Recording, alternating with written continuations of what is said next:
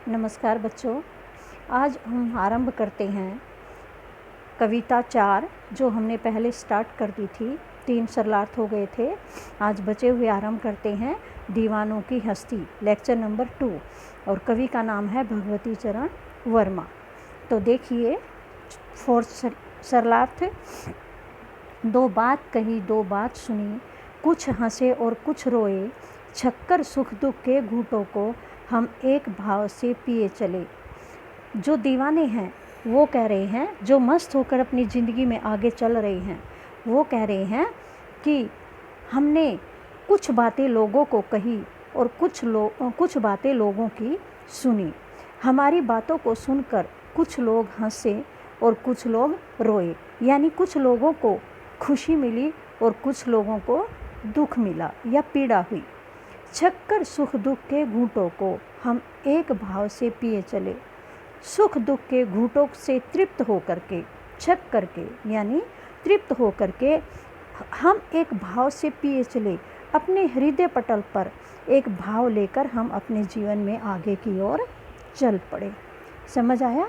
दोबारा देखिए, हमने 2 बात लोगों को कही और 2 बात लोगों की सुनी। हमारी बातों से कुछ लोग हंसे, खुश हुए और कुछ लोग दुखी हुए, रोए। हम सुख दुख के घूंटों से तृप्त होकर के अपने हृदय में एक भाव लेकर अपने जीवन में आगे की ओर चल दिए। 5th देखिए, हम भिखमंगों की दुनिया में स्वच्छंद लुटाकर प्यार चले। हम एक निशानी सी उर पर ले असफलता का भार चले। कवि कह रहे हैं भगवती चरण वर्मा दीवानों के बारे में कि दीवाने कह रहे हैं हम इस भिखारियों के संसार में खूब सारा स्वतंत्र रूप से अपना प्यार लुटा कर चले हैं। हमने लोगों को बहुत अधिक प्यार दिया है, खूब सारा प्यार लोगों पर लुटाया है, लेकिन क्या हुआ? हम एक निशानी सी उर पर, हम अपने हृदय में एक निशानी के रूप में कौन सी? असफलता की, असफलता का बोझ लेकर अपने हृदय में हम चल पड़े हैं।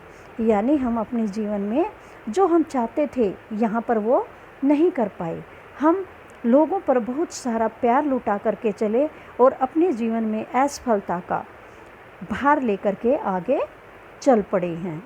6 देखिए, अब अपना और पराया क्या, आबाद रहे रुकने वाले, हम स्वयं बंधे थे और स्वयं हम अपने बंधन तोड़ चले।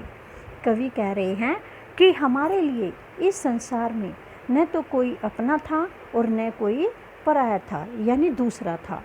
न तो कोई हमारा अपना था और न कोई पराया था, दूसरा था, यानी तेरा मेरा की भावना हमारे अंदर नहीं थी।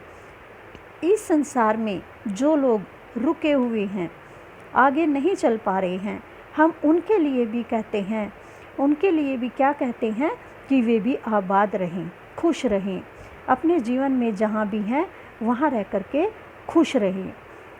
हम स्वयं बंधे थे और स्वयं अब अपने बंधन तोड़ चले। कवि कहते हैं कि हम खुद ही अपने आप बंधनों में बंधे हुए थे और अब खुद स्वयं ही अपने बंधनों को तोड़कर अपने जीवन में आगे चल पड़े हैं। कि दोबारा देखिए, कवि कह रहे हैं कि हमारे लिए इस संसार में न तो कोई अपना है न कोई पराया है, यानी मेरा तेरा की भावना हमारे हृदय में नहीं है। जो लोग हमारे साथ नहीं चल रहे हैं, जो लोग यहीं रुक रहे हैं, हम उनके लिए भी कामना करते हैं कि वे भी आबाद रहे, यानी खुश रहे। हम अपने जीवन में अपने बंधनों में बंधे हुए थे, अब स्वयं ही हम अपने बंधनों को तोड़कर जीवन में आगे की ओर चल पड़े हैं। अब ये कविता पूरी हुई। इस कविता में तत्सम तद्भव शब्दों का प्रयोग किया गया है और सरल सहज भाषा का प्रयोग किया गया है। अब आपको ये कविता पढ़नी है और इसकी हिंदी बनाने की कोशिश करनी है। इसके बाद अभ्यास की कविता से 3 प्रश्न दिए गए हैं, उनको भी आपने बनाने की कोशिश करनी है। उसके बाद मैं आपके पास आंसर की भेजूँगी, तो फिर कॉपी में वे आंसर आपको अपने पेरेंट्स के साथ बैठकर लिखने हैं और याद करने हैं।